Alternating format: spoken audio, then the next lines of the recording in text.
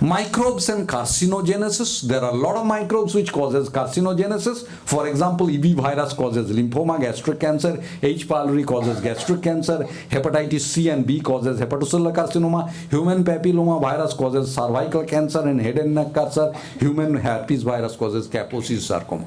Now, but the relationship is not 1:1. That doesn't mean if somebody has Helicobacter pylori, you'll surely develop gastric cancer. Now we are understanding a lot. Helicobacter interact with gut microbiota. If you have a good microbiota but has Helicobacter, you will be protected from cancer. If you have a bad microbiota and Helicobacter, you are more likely to develop gastric cancer. Food and microbiota interaction is very, very important. I told you already that microbes, for example, carbohydrate, it causes butyrate production. Butyrate increases calorie extraction. You know why? Because whatever we eat, 10% is malabsorbed, even in a healthy state. If you are a healthy guy, whatever you are eating as a food, 10% of food doesn't get into your system. So what happens to this 10% food? This food goes to the large intestine. Now there, if you have a good microbe, it ferments the left out food, and it leads to production of butyrate, acetate and propionate. They are short chain fatty acid. Short chain fatty acid is good for the colonocyte health, because colonic epithelium survive on short chain fatty acid. They only eat short chain fatty acid. Second is short chain fatty acid increases sodium chloride absorption, water absorption. Third thing is butyrate and acetate themselves, they get absorbed, gets into Krebs cycle, gives you energy. So therefore what happens is that this calorie which you did not digest, 10% you are going into the stool. Now this calorie will be extracted by the bacteria.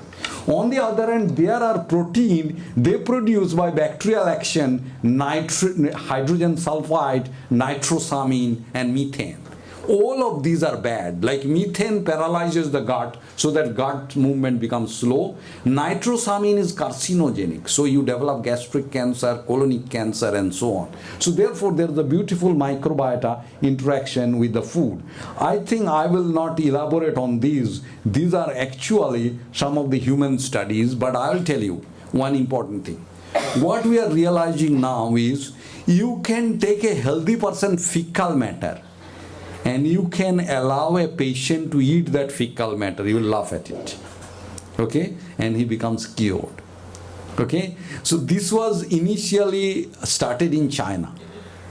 Now we, the Asians, are poor in marketing. Look at American, European. They are master marketer. They will even sell fecal material in a very high price. In fact, it is being sold in a very high price now. Now the Chinese physician, what they used to do is that whenever a fellow develops illness, and this is a GI illness and he is not getting cured, he used to give them yellow soup. What is yellow soup? Yellow soup is fecal matter. Okay? Now in 2010 or 15, the America has taken over it. They have developed big fecal bank, and they said this is a very expensive treatment. So, you know, they are selling it in a very high price. Okay, so now this is fecal transplantation study in different disease condition. We do fecal transplantation, but we don't prefer the oral route. We actually give from the bottom. This is more acceptable than eating the feces from the up. Okay, so these are some of those studies which I'll skip. Okay. Okay, I think my time is going to be up very soon. So therefore I'll skip, but I'll talk about this. This is a very interesting study which basic scientists will like. When you develop acute GI infection, 90% of you will recover. 90%. 10% will continue to have chronic illness. You know why? It is like when you enter into this room, you will switch on the light because you have to do something in this room. Then when you want to go out of this room, you'll switch off the light. Similarly, the immune system, when a microbe comes, and this is a pathogenic microbe, it switches on the immune system. There is an inflammatory cascade which starts. But once the bacteria is cleared, then the immune system switches off the system. So this is called T regulatory system.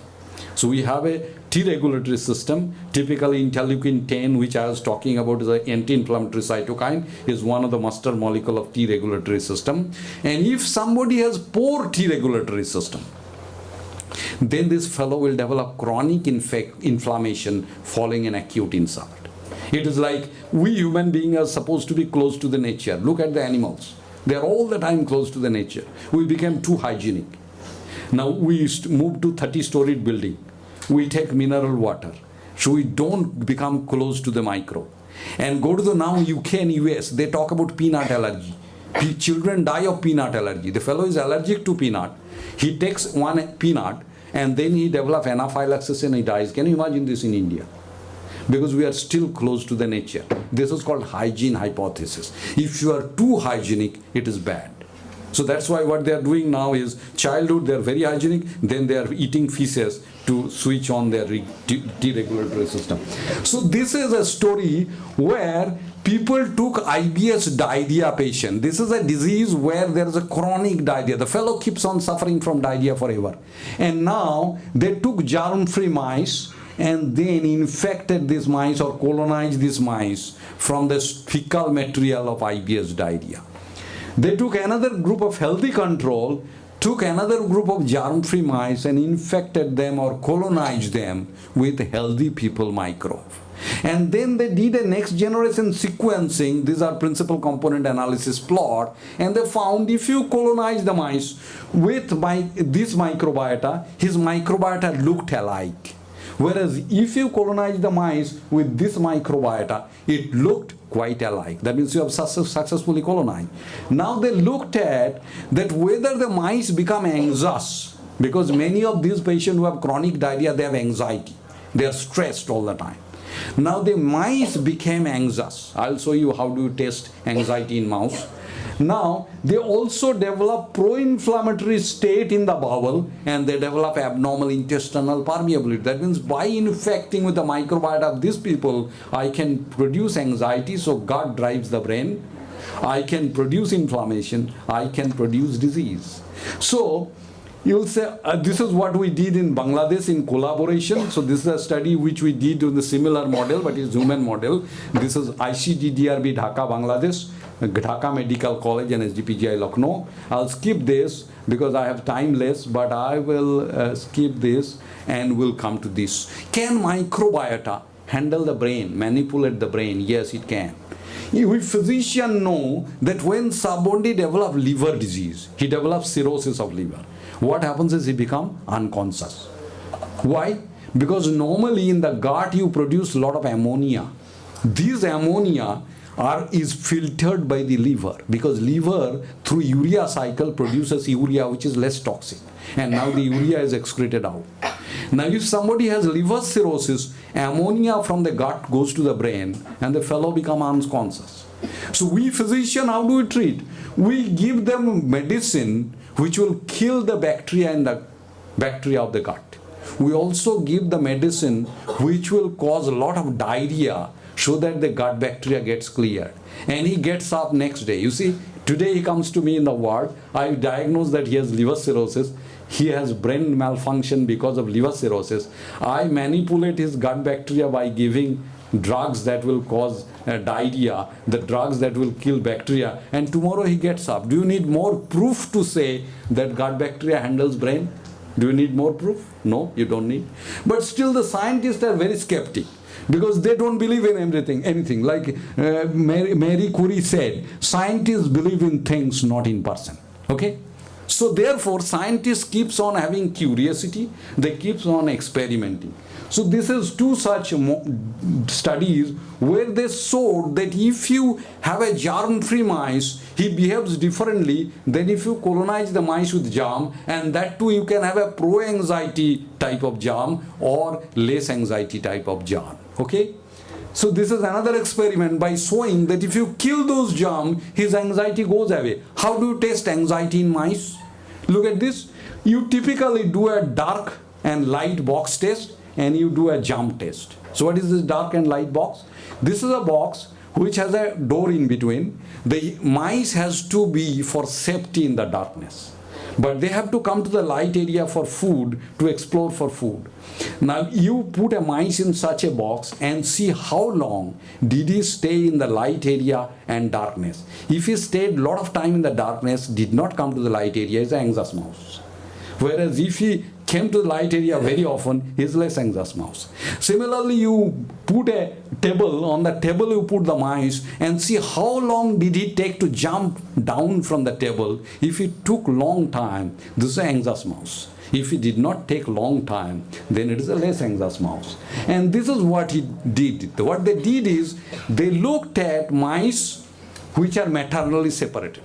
So maternal separation leads to anxiety among them, and then they studied their gut microbiota and the brain function, and they found maternal separation lead to anxiety, lead to change in the brain function, and there was a difference in the gut microbiota. And then they gave probiotic to these mice, and they found that anxiety went away, the abnormal brain function went away. So there are a lot of evidence that the gut microbiota can affect brain function. This is the human evidence. What they did is they took the healthy female. You know why female? Because female are more often anxious than male. Am I right? Yes. So they took healthy female. And then what they did is, to this female, they do functional magnetic resonance imaging. By fMRI, we can study which area of your brain is active. Is it anxiety area which is more active? Is it normal area which is more active? Okay. So this is called fMRI, functional magnetic resonance imaging. And then what they did is, to these mice, they underwent fMRI, and then they were given either fermented milk, which is probiotic, lactobacillus, or were given non-fermented milk, or had no intervention. So these are the group. One group received fermented milk, one group received non-fermented milk, one group no intervention, and then they were undergoing fMRI, and while fMRI is on, they were showed horror movie. So that in a horror movie, what emotional disturbance you develop, and they found those female who received fermented milk actually reacted less aggressively or less emotionally to those horror movies. So there are a lot of proof, but I think best proof was that liver story. So therefore I tell you that altered gut microbiota is important in pathogenesis of several GI diseases. However, most studies have evaluated fecal microbiota because the West biased the literature. What they do is they enormously publish. When I see a best Western doctor, I ask him, how many patients do you see? He says 5 patients a week. So therefore he has enough time to write papers, and they actually put the literature, flood the literature with whatever they believe, and we keep on reading them and believing them. Okay, but India needs to come up, because fecal microbiota is not is equal to gut microbiota, and most studies are using fecal microbiota. Manipulation of gut microbiota, that story I did not share with you because those are technical things in relation to medicine, can cure a lot of these diseases. Only thing is, still the question remains, which came first? Is it the disease which led to altered microbiota, or is the microbiota alteration led to disease? It may be bidirectional. It is both. Thank you so much.